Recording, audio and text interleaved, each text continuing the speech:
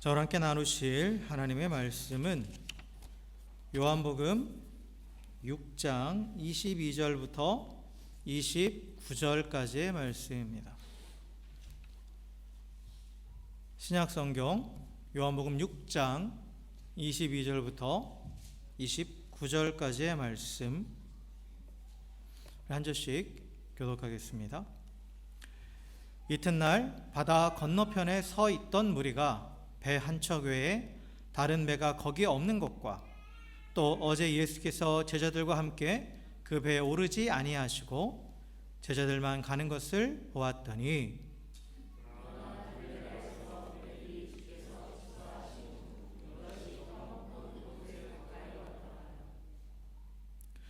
무리가 거기에 예수도 안 계시고 제자들도 없음을 보고 곧 배들을 타고 예수를 찾으러 가버나움으로 가서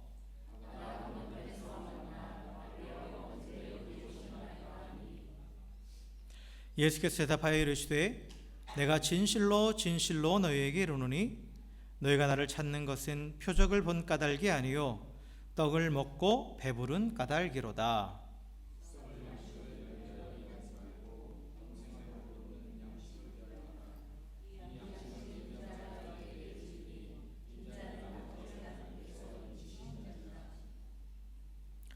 그들이 묻되 우리가 어떻게 하여야 하나님의 일을 하오리이까?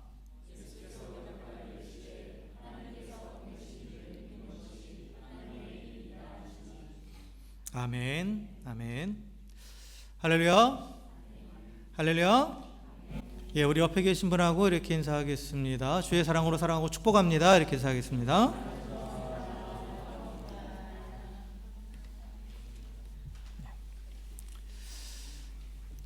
우리가 오늘 요한복음 6장을 읽었는데요. 그 요한복음 6장의 앞부분에 보면 그 예수님께서 이 보리떡 5개와 물고기 2마리로 장정만 5,000명을 먹이신 그 놀라운 그런 기적이 기록되어 있습니다. 예수님께서는 이 갈릴리 바닷가의 디베랴 광야 또는 밧세다 광야라고도 하죠. 이게 어느 편에서 봤느냐에 따라서 이름이 달라지는 거예요. 그 광야에서 장시간 아침부터 이제 저녁 늦은 시간까지 이렇게 말씀을 듣고 이 배가 고팠던 사람들을 배불리 먹여주셨습니다. 그래서 한 아이의 보잘것없는 도시락, 그게 이제 보리떡 5개와 물고기 2마리. 여기서 이 물고기 2마리도 시장에 내다 팔 수 없는 그냥 버리는 고기예요. 그런 아주 보잘것없는 그 도시락으로 장정만 5,000명이고, 그러니까 장정이라는 게 성인 남성이죠. 그러니까 뭐 여성과 아이를 합하면 약 2만 명으로 추정되는 인원 모두가 배부르게 먹었죠. 배부르게 먹고 남았어요. 그 남은 음식의 양이 12바구니에 찬 아주 놀라운 그러한 기적이었습니다. 그래서 이 오병이어의 기적을 본 사람들이 흥분한 거죠. 지금까지 이런 기적을 보지를 못했거든요. 누구도 상상할 수 없는 그런 일들이 벌어진 거예요. 그래서 이들이 예수님을 왕으로 삼고자 했습니다. 그러나 예수님은 그런 사람들을 떠나서 산으로 가셨다라고 기록되어 있어요. 산으로 가셔서 기도하신 거죠. 그리고 제자들을 먼저 이 갈릴리 바다, 갈릴리 호수예요. 워낙 크니까 바다라고 부른 거예요. 이 갈릴리 바다 건너편으로 보내시고, 그리고 또 이 앞에 보면 한밤중에 이 바다 위로 걸어서 이 제자들의 배에 오르셨습니다. 그래서 제자들과 함께 건너가신 거예요. 그리고 이제 다음날 아침이 되었습니다. 근데 이제 광야에서 배불리 먹고 이제 잠들었던 사람들이 일어나서 예수님을 찾은 거죠. 예수님 어디 가신지 찾았는데 예수님이 보이지 않아요. 그러니까 이들이 이제 예수님을 찾으러 나섰고, 그리고 예수님이 건너편으로 가셨다라는 것을 알고 배를 타고 가버나움까지 가가지고, 이 배를 타고 바다를 건너서 가버나움까지 가서 예수님을 만났습니다. 쉽게 말하면 예수님을 만나기 위해서 아주 열심을 낸 거죠. 할 수 있는 노력을 다 한 거예요.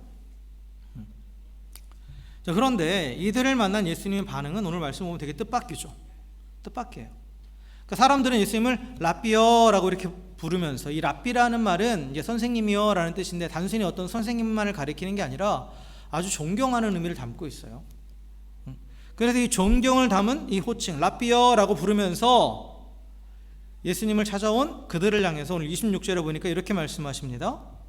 너희가 나를 찾는 것은 표적을 본 까닭이 아니요 떡을 먹고 배부른 까닭이로다 라고 이렇게 말씀하세요. 여러분, 예수님 하나님이시죠? 예수님 하나님이신 줄 믿으세요? 예수님 하나님이세요. 그리고 하나님은 사람의 중심, 마음을 보신다고 그러죠. 우리 인간은 사람의 겉모습만 보이지만 하나님은 사람의 마음을, 중심을 보시는 분이에요. 그러니까 예수님은 하나님이시기 때문에 사람의 중심, 그 마음을 다 보시는 거죠.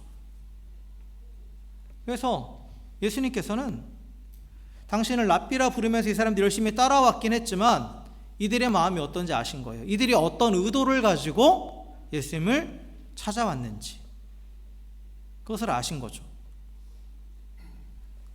그래서 이들이 그 열심히 예수님을 따라온 이유는 뭐냐?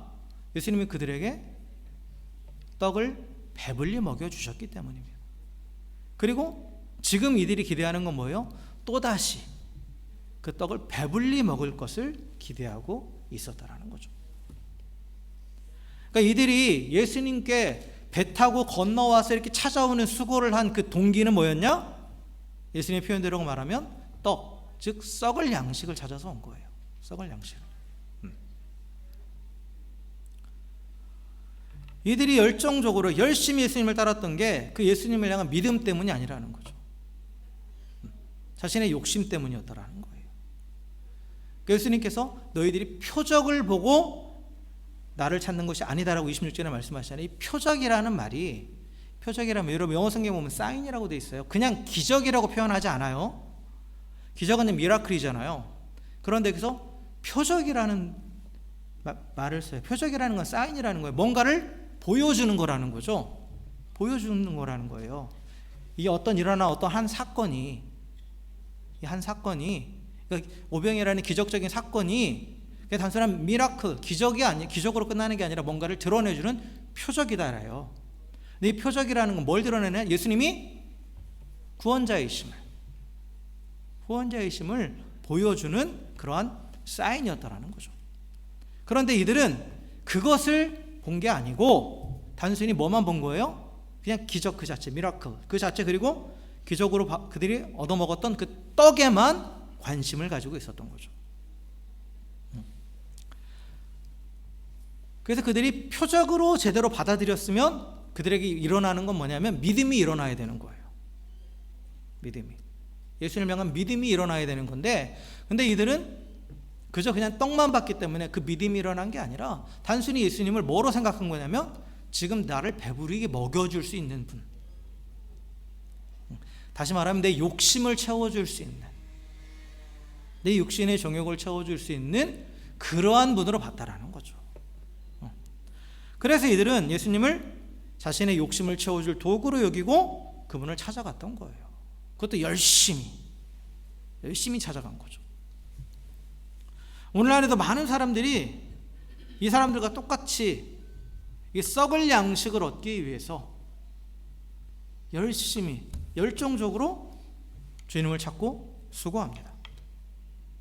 즉 예수님을 구원자로, 메시아로 인정해서가 아니라 그저 나의 필요를, 나의 욕심을 채우기 위한 하나의 수단으로서 삼고 있는 거죠. 그러나 이 중심을 보시는 하나님, 그 예수님께는 이 내적 동기가 잘못된 열심이나 수고는 아무런 의미가 없습니다. 없어요. 그래서 마태복음 25장인가요? 거기에 보면 아주 무서운 말이 나와요. 나더러 주여 주여 하는 자마다 하나님 나라에 들어가는 게 아니다 라고. 그러니까 사람들이 예수님께 묻죠. 내가 주의 이름으로 뭐도 하고 뭐도 했다. 뭐 귀신도 쫓아내고 뭐도 하고 뭐도 했다. 쉽게 말하면 자기들이 하나님의 일을 했다라는 거예요. 좀 이따가 이제 하나님에 대해서 얘기할 텐데, 그렇잖아요. 귀신을 쫓아내고 뭐 기적도 보이고 뭐 병든 자도 고치고. 이거 하나님의 일이잖아요, 얼핏 보면. 근데 예수님 뭐라고 말씀하세요? 도무지 너희를 모르겠다 라는 거예요. 그러니까 아무리 열심을 내고 열심히 뭔가를 했는데 그 동기가, 그 마음이 그 예수님을 향한 믿음에서 나온 게 아니라 단순히 자신을 위한, 나의 욕심을 채우기 위한, 다른 어떤 여러 가지 형태의 나의 욕심을 채우기 위한 그 동기에서 한 모든 행동이 있기 때문에 아무 소용이 없다라고 말씀하시는 거죠. 하나님은 절대로 우리의 욕심을 채워주시는 분이 아닙니다. 우리 욕심을 채워주시는 분이 아니에요. 예수님께서 광야에서 사람들을 배불리 먹여주셨잖아요. 그렇죠? 그런데 그 배불리 먹여주신 이유가 뭐예요? 그들이 예수님의 말씀을 듣느라 아침부터 이른 저녁까지 아무것도 못 먹었단 말이에요. 그리고 광야에서 먹을 것을 구할 수가 없었어요. 그러니까 예수님께서 그들을 불쌍히 여기셔서 그들에게 먹을 것을 주신 거예요. 그들의 필요를 채워주신 거예요. 그리고 또 이 오병이어의 사건은 우리에게 또 무엇을 가르쳐 주냐면, 이 마태복음 6장에서 예수님께서 하신 그 말씀이 그 말씀대로 성취되는 것을 우리에게 보여줘요. 예수님께서 마태복음 6장에 보면 염려에 대해서 말씀하시면서 마태복음 6장 31절부터 33절에 보면 이렇게 말씀하십니다. 그러므로 염려하여 이르기를 무엇을 먹을까? 무엇을 마실까? 무엇을 입을까? 하지 말라. 이는 다 이방인들이 구하는 것이라. 너희 하늘아버지께서 이 모든 것이 너희에게 있어야 할 줄을 아시느니라. 그런즉 너희는 먼저 그의 나라와 그의 의를 구하라. 그리하면 이 모든 것을 너희에게 더하시리라 라고 이렇게 말씀하세요. 보세요. 지금 이 사건이 일어나기 전날에 사람들은 왜 광야로 나왔어요? 예수님이 선포하시는 하나님의 나라와 하나님의 의를 사모해서 나왔던 거예요. 그 말씀을 듣기 위해서 광야로 나왔어요. 그래서 하루 종일 그 배고픔도 참아가면서 예수님의 말씀에 귀를 기울였죠. 하나님의 나라와 하나님의 의를 구한 거예요, 이들이 먼저. 그러니까 결과적으로 또 뭐도 채워졌어요? 육신의 피로도 채워진 거죠. 이 배고픔도 해결된 거예요. 예수님께서 이 오병이의 기적을 통해서 그 나머지 것들, 먹을 양식도 해결해 주셨던 거죠. 그런데 지금 이제 이 본문에서의 지금 이 순간은 이들이 지금 예수님께 기대하는 건 뭐예요? 먹을 것이에요. 단순히 육신에 먹을 것을 기대하며 나왔다라는 거예요. 자신의 욕심을 채우기 위해서, 육신을 만족시키기 위해서 열심을 내면서 예수님께 나왔던 거죠. 바뀐 거죠. 그러니까 예수님께서 동기가 너희들 잘못됐다, 잘못된 동기를 지적하시면서, 그러면서 다시 한번 이들에게 뭘 가르쳐 주시느냐? 정말 열심을 내야 될 게 뭐냐, 정말 열심히 무엇을 위해서 우리가 열심히 일해야 되는지를 분명하게 가르쳐주고 계십니다. 그래서 오늘 27절에서 이렇게 말씀하시죠. 그 썩을 양식을 위해 예수님을 찾아온 무리들에게 썩을 양식 대신 영생하도록 있는 양식을 위해서 일하라 라고 말씀하세요. 결국 마태복음 6장에서 하신 먼저 그의 나라와 그의 의를 구하라도 같은, 통하는 거예요. 일맥상통한 겁니다. 그래서 땅의 것, 육신의 것, 일시적인 것만을 바라보지 말고 하늘의 것, 영적인 것, 그리고 영원한 것으로 시선을 돌리라고 말씀하십니다. 그리고 그것을 위해서 일하라는 거예요. 그것을 위해서. 그 영생이라는 것은 하나님과 영원한 관계 속으로 들어가는 게 영생입니다. 그래서 이 하나님과의 그 영원한 관계에 초점을 맞추고 그 영생을 위한 참 양식을 위해서, 그것을 위해서 열심히 일하라고 말씀하고 계시는 거예요.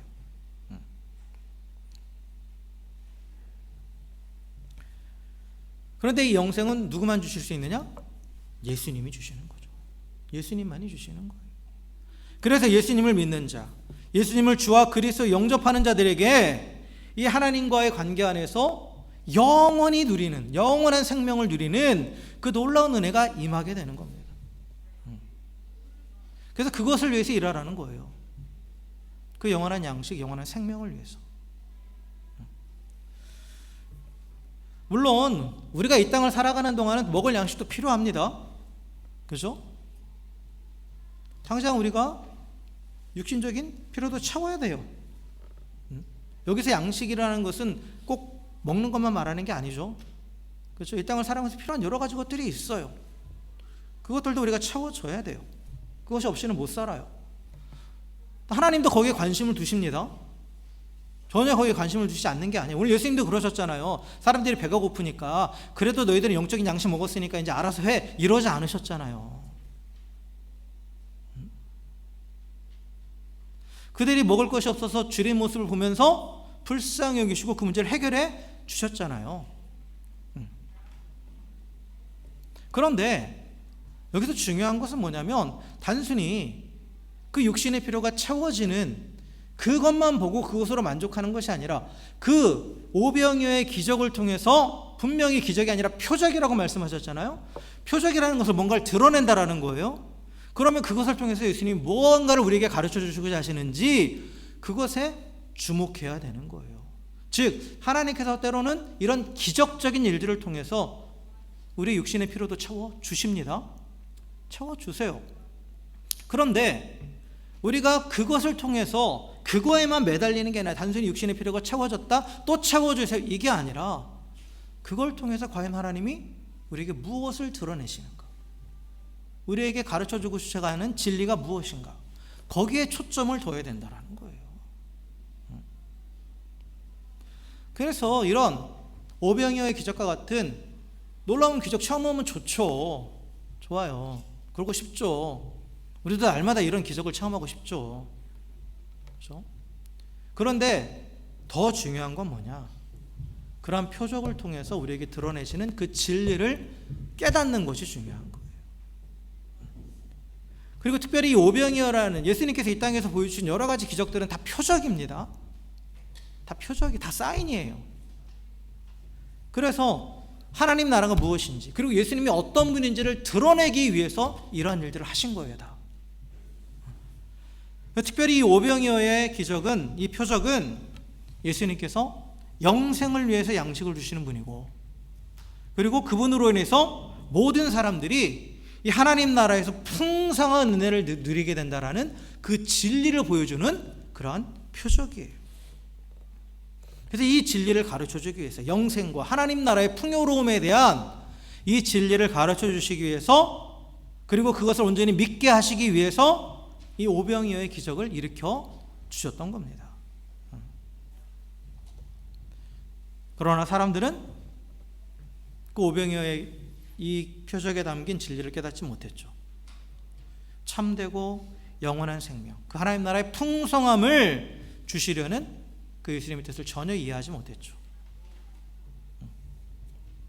여전히 눈앞에 보이는 이 썩을 양식만을 구하면서 영원한 생명의 양식이신 그분께 이 땅에 썩을 양식을 구하며 나왔다라는 거예요.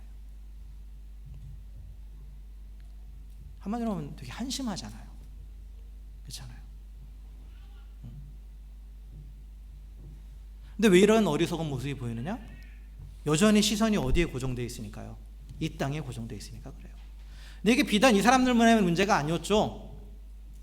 예수님의 제자들도 똑같았죠.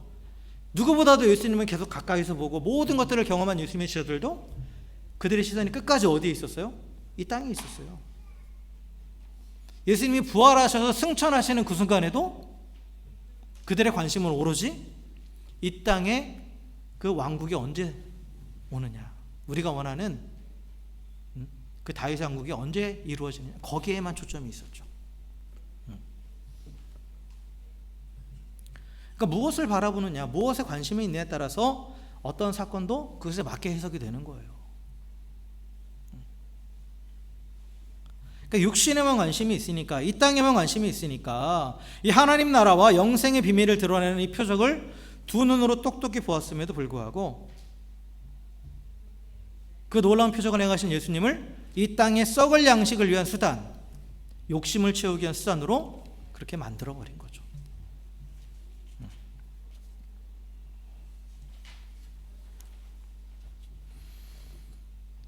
그러한 사람들을 향해서 예수님께서 분명히 다시 한번 말씀하십니다.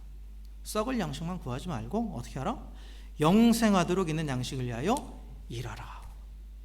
그리고 이어지는 이 질문과 대답 사이에서 그 영생하도록 있는 양식은 하나님이 보내신 인자, 하나님이 보내시고 인치신 인자, 곧 예수님 당신이 주시는 것임을 분명히 밝히시고, 그리고 그 영생하도록 있는 양식을 위해 일하는 것이 바로 하나님의 일이다. 이게 하나님의 일을 하는 것이다 라고 그렇게 말씀하십니다. 왜냐하면 그 영생, 이 영원한 생명은 오직 누구를 통해서만 얻는 거예요? 예수님을 통해서만 얻는 거예요. 그렇잖아요. 예수님만이 영생의 길이 되시고 영원한 생명의 길이 되시고 영원한 생명의 문이 되시고, 그리고 그 영원한 생명을 향한 모든 장애물을 제거하신 분이시기 때문에 예수님만이, 예수님을 통해서만 그 영생하도록 있는 양식, 영원한 생명을 얻을 수 있습니다. 그래서 그 영생을 위한 일, 하나님의 일, 이것이 무엇이냐라고 묻는 자들을 향해서 예수님께서는 하나님이 보내신 일을 믿는 것, 즉 예수님을 믿는 것이 곧 하나님의 일이고 이것이 영생을 위해서 하는 일이다라는 거예요. 여러분, 하나님의 일이라고 했을 때 창세전부터 지금 이 순간까지, 그리고 앞으로도 세상 끝날까지 하나님께서 쉬지 않고 하시는 일이 있어요. 그게 뭐냐면 우리의 구원을 위해서 일하시는 겁니다. 하나님이 창세전부터 구원을 계획하시고, 그리고 그 아들을 보내셔서 구원을 실행하시고, 그리고 성령을 통해서 지금도 계속해서 적용해 가고 계세요. 계속해서 이 마지막 그날까지.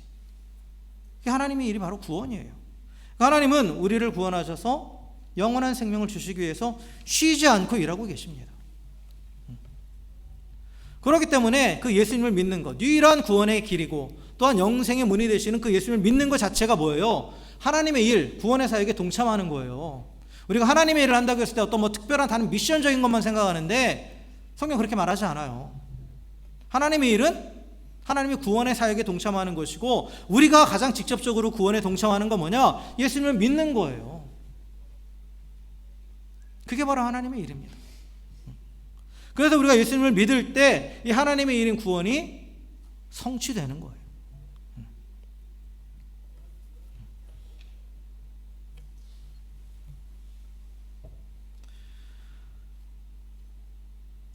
예수님은 우리의 구원을 위해서 이 땅에 오셨죠.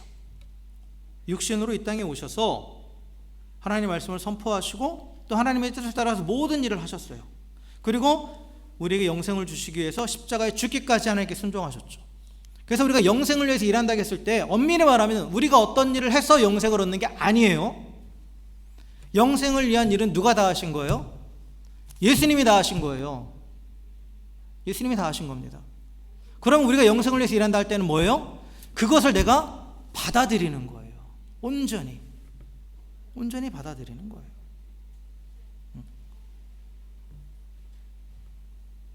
그래서 예수님이 나의 구원자이심을 믿고, 그리고 예수님이 나의 구원을 위해 하신 그 모든 일들을 받아들이는 그 믿음을 통해서 우리는 구원받습니다. 그게 하나님이 원하시는 일이에요. 우리가 하기 원하시는 일입니다. 그리고 그것이 영생하도록 있는 양식을 위해서 우리가 일하는 거예요.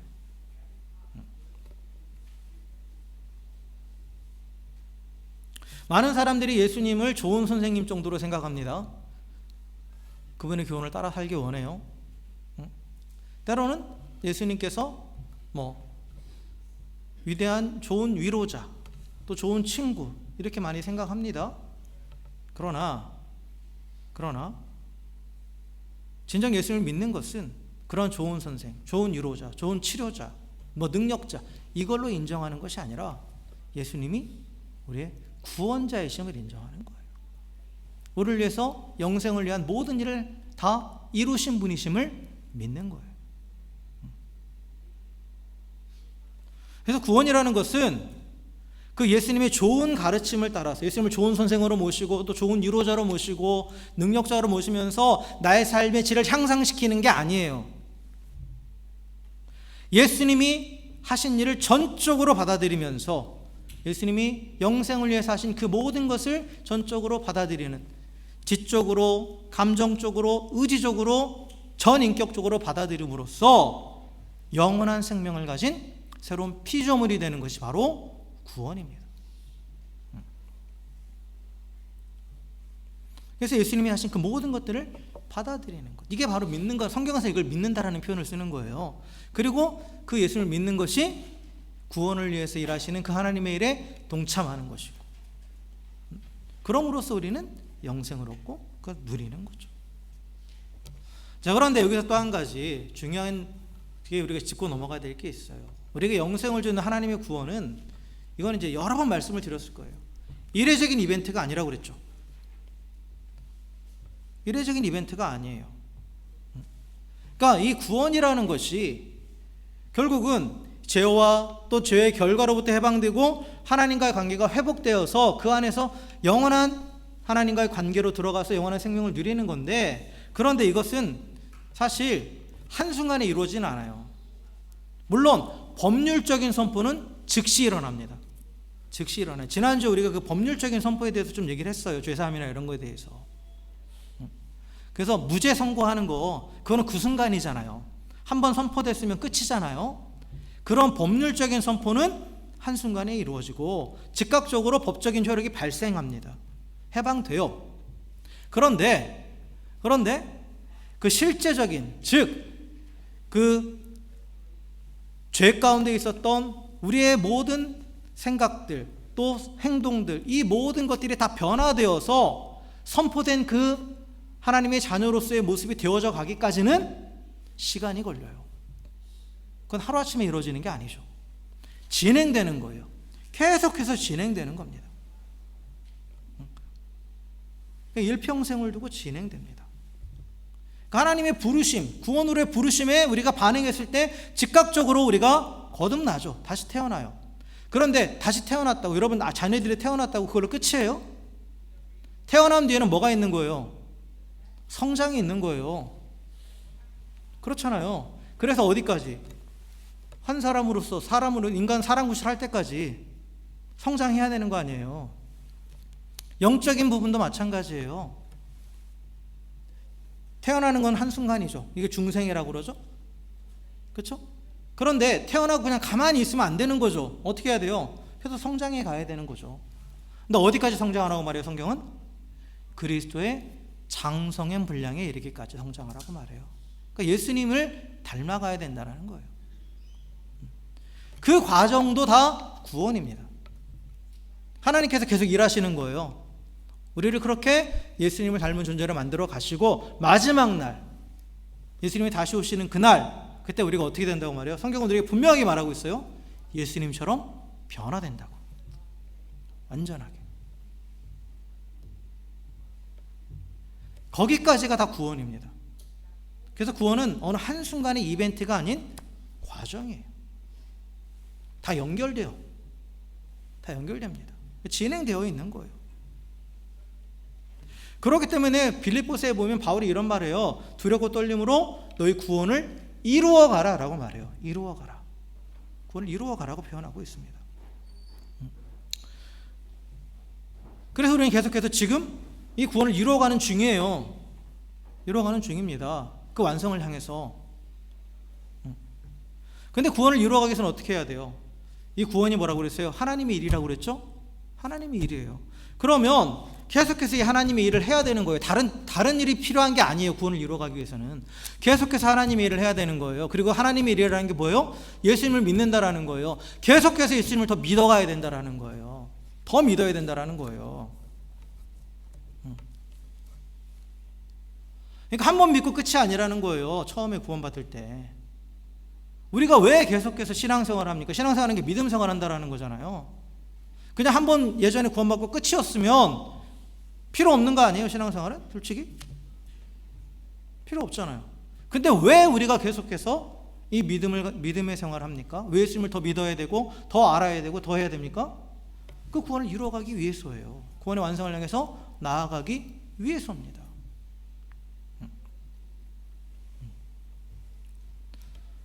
그래서 우리는 계속해서 더 믿어야 돼요. 쉽게 말하면 더 잘 믿어야 돼요. 더 잘 믿어야 돼요. 그러면 이 하나님의 일을 잘하기 위해서 어떻게 해야 될까요? 더 잘 믿기 위해서 어떻게 해야 될까요? 예수님을 온전히 믿으면서 예수님을 닮아가기 위해서는 어떻게 해야 될까요? 우리가 누군가를 온전히 믿고 그와 함께하기 위해서는 어떻게 해야 돼요? 가장 먼저 우선되는 게 뭐예요? 그에 대해서 알아야죠. 알아야죠. 여러분, 잘 믿기 위해서는 잘 알아야 돼요. 예수님을 잘 알아야 돼요. 하나님을 잘 알아야 돼요. 여러분, 모르니까 잘 못 믿는 거예요. 여러분, 믿음이라는 것이 눈 감아놓고 믿는 게 아니라고 그랬죠. 기독교의 믿음이라는 게. 하나님은 분명히 당신이 어떤 분인지를 분명히 다 드러내시고 나서 이스라엘에게도 나를 믿어라라고 말씀하셨고, 우리 신약에서도 예수님을 통해서 다 보여주시고 나서 나를 믿어라라고 말씀하셨어요. 그러니까 잘 알아야 되는 거예요. 그 보여주신 것들을 다 알아가야 되는 거예요. 더. 그리고 더 잘 알기 위해서는 어떻게 해야 됩니까? 교제해야죠. 만나야죠. 응? 여러분, 남자와 여자가 둘이 만나서 결혼할 때, 결혼하기 전에 뭐예요? 결혼하고 바로 교제합니까? 물론 저처럼 무대뽀식으로 결혼부터 하자고 선포하고 교제하는 사람도 있는데, 그거는 이제 하나님의 은혜로 되는 거예요.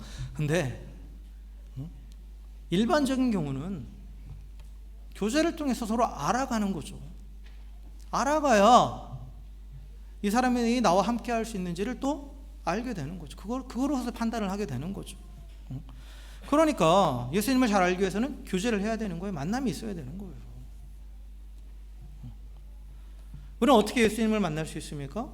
이런 예배를 통해서, 또 개인적인 말씀의 묵상을 통해서, 또 기도를 통해서, 또 여러 가지 또 성경 공부나 여러 가지 방법들을 통해서 우리는 예수님을 만날 수 있어요. 지속적으로 그래서 교제할 수 있는 거죠. 여러분, 불편한 진실을 말씀드릴게요. 우리가 믿음이 성장하지 않는 이유는 예수님을 알지 못하기 때문이고, 예수님을 알지 못하는 이유는 예수님과 교제하지 않기 때문이에요. 그리고 왜 예수님과 교제하지 않느냐? 시간이 없어서라고 대부분 대답하시잖아요. 아니에요. 중요하게 여기지 않기 때문에 그런 거예요. 여러분이 중요하다고 생각하는 사람은 아무리 시간이 없어도 시간을 만들어내서 만나시죠. 정말 중요한 일에 대해서는 아무리 바빠도 다 제쳐놓고 그거부터 하세요.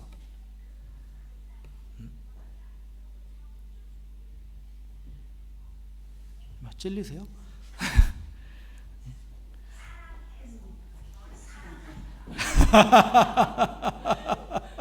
중요한 전화인가 보네요.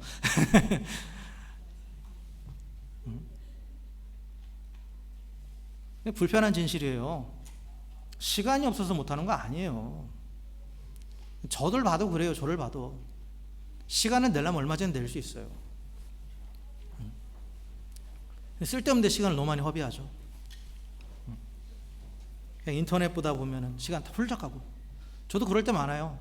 이것만 보고 이제 또 뭐 좀 더 뭐 할 일 해야지. 성경 봐야지. 좀 더 보자. 좀 더 보자. 좀 더 보자 하다 보면 오늘 끝났네. 내일 해야지. 자꾸 뒤로 미뤄지는 거예요. 중요하게 여기지 않으니까 그런 거죠. 근데 정말 중요하다면 다 끊고 하는 거죠. 다 끊고. 결국 우선순위를 두지 않기 때문에 그런 거죠. 그러니까 중요한 것은 우선순위를 둘 수밖에 없어요. 그리고 하나님을 믿는 우리에게 가장 중요한 일은 뭐예요? 하나님의 일이에요. 하나님 우리 안에 사시는 일이에요. 그것에 우리의 관심을 가지고 그 일에 우리도 동참해야 되는 게 맞죠. 그래서 우리가 그 예수님과의 교제, 하나님과의 교제에 우선순위를 둬야 되고, 그를 위해서 또한 예배와 또 말씀을 묵상하는 것, 그리고 기도, 여러 가지 하나님을 알고 예수님과 교제할 수 있는 그 모든 것들에 우리의 시간과 노력에 우선순위를 두어야 합니다. 여러분, 아는 만큼 믿는 거예요. 분명히 말씀드리지만 우리의 믿음은 우리의 지식의 수준을 넘어설 수 없습니다. 그리고 또한 우리는 믿는 만큼 행할 수 있어요. 순종할 수 있습니다. 신뢰가 있을 때 우리 행동에 따라오는 거죠. 그리고요, 또 뭐냐, 이 순종하는 만큼 경험할 수 있어요. 그리고 경험하면 더 알게 돼요. 그러니까 지식적인 알미에서 뭐로 가는 거예요? 경험적인 알무로. 이 아는 단계가 더 깊어져 가는 거죠. 그래서 또 더 많이 알면 어떻게 돼요? 더 풍성히 누리는 거예요. 그럼 하나님의 은혜, 예수 그리스도 안에서는 영생의 은혜를 우리가 왜 못 누리느냐? 모르니까 못 누리는 거예요. 그게 뭔지 모르니까. 여러분, 그 어떤 한 사람이 열심히 돈을 모아가지고 그 크루즈를 탔어요. 크루즈를 영국에서 미국으로 가는 거였나? 하여튼간에 좀 장거리 노선을 탔어요. 이 사람이 여행 가기 전에, 그걸 타기 전에 기쁜 마음으로, 들뜬 마음으로 이제 얼마나 좋았겠어요? 그죠? 그 여행함을 너무 좋다니까, 다들 갔다 온 사람들이 너무 좋다고 하니까 본인도 엄청나게 기대를 했겠죠. 그래서 열심히 준비해서 배를 탔어요. 배를 탔습니다. 근데 이 사람에게 이 여행은 너무 힘들었어요. 왜냐하면 열심히 먹을 수 싸고 갔는데 음식이 다 떨어진 거예요. 시간이 지나니까 자기가 준비했던 음식이 다 떨어진 거예요. 그래서 너무 배가 고파서 이제 너무 괴로웠죠. 그래서 이제 배고픔을 참다 못해 그 일하는 이제 크루아에게, 나 너무 배고프니까 저 식당에서 먹다 남은 음식이라도 좀 주면 안 되겠냐 라고 그렇게 물어봤어요. 그랬더니 그 선원이 티켓 좀 보여달라고. 티켓을 딱 보여주니까 여기 다 밥이 다 포함되어 있는데, 식사가 다 포함되어 있는데 지금 무슨 소리 하는 거냐고. 자기가 가지고 있는 이 티켓의 특권이 뭔지를 모르고 있었던 거예요. 이 사람이 모르니까 못 누리는 거죠. 모르니까. 그러니까 배고픔이 허덕이는 거예요. 여러분, 예수 믿고도 나는 왜 은혜가 없지? 왜 나는 못 누리지? 모르니까 그런 거예요. 모르니까. 분명히 하나님은 그 은혜가 한이 없으시고 풍성하신 분입니다. 아는 만큼 누리는 거예요. 아는 만큼. 그 에베소 1장 17절에서 19절에 보면 이 바울의 기도가 나오는데, 이건 제가 읽어드릴게요. 바울의 기도가, 이런 기도가 나와요. 바울이 에베소 교회 성도들 향해서 이러한 기도를 합니다. 우리 주 예수 그리스도의 하나님, 영광의 아버지께서 지혜와 계시의 영을 너에게 주사 하나님을 알게 하시고 너희 마음의 눈을 밝히사 그의 부르심의 소망이 무엇이며 성도 안에서 그 기업의 영광의 풍성함이 무엇이며 그의 힘의 위력으로 역사하심을 따라 믿는 우리에게 베푸신 능력의 지극히 크심이 어떠한 것을 너희로 알게 하시기를 구하노라 라고 이렇게 기도하고 있어요. 성도들이 알아야 된다라는 거예요. 이거를. 그럼 알면 누리게 되는 거예요. 근데 왜 못 누려요? 하나님의 은혜가 모자라서요? 아니에요. 몰라서예요. 내가 그 은혜의 풍성함을 모르기 때문이라는 거죠. 우리가 순종을 통해서 이 하나님을 경험하게 될 때 더 깊이 알게 되고, 그리고 믿음이 깊어져 가면서, 그러면서 그 은혜의 풍성함을 더 깨닫게 되는 거예요. 그래서 더 누리는 겁니다. 똑같은 상황에서도 어떤 사람은 그걸 하나님의 은혜로 풍성하게 누리는가 하면, 똑같은 상황인데 어떤 사람은 그 상황에 대해서 불행해하고 힘들어요. 이게 이런 차이예요.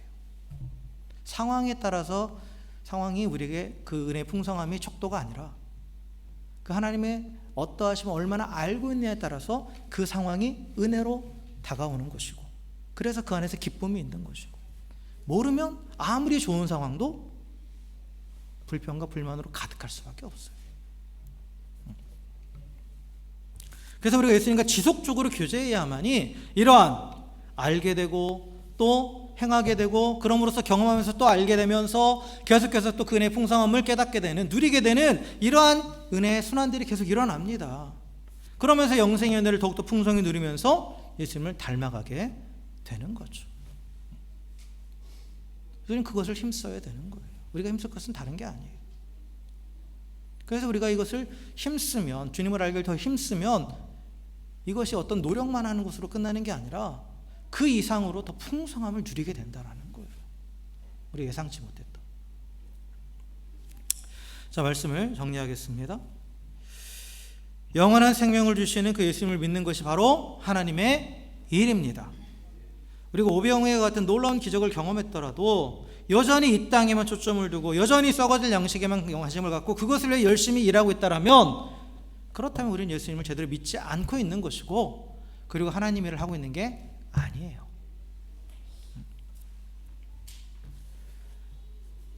여러분, 썩을 양식을 위해서 일하면서 그 예수님을 그 썩을 양식을 위한 도구로 만들지 마십시오. 영생하는 양식을 위해서 하나님의 일을 하십시오. 즉 예수님을 더 믿으십시오. 누구나 이 땅의 일을 잘하기 위해서 열심히 노력하죠. 매일 열심히 공부하고 연구하고 훈련합니다. 시간과 돈을 아낌없이 투자하죠.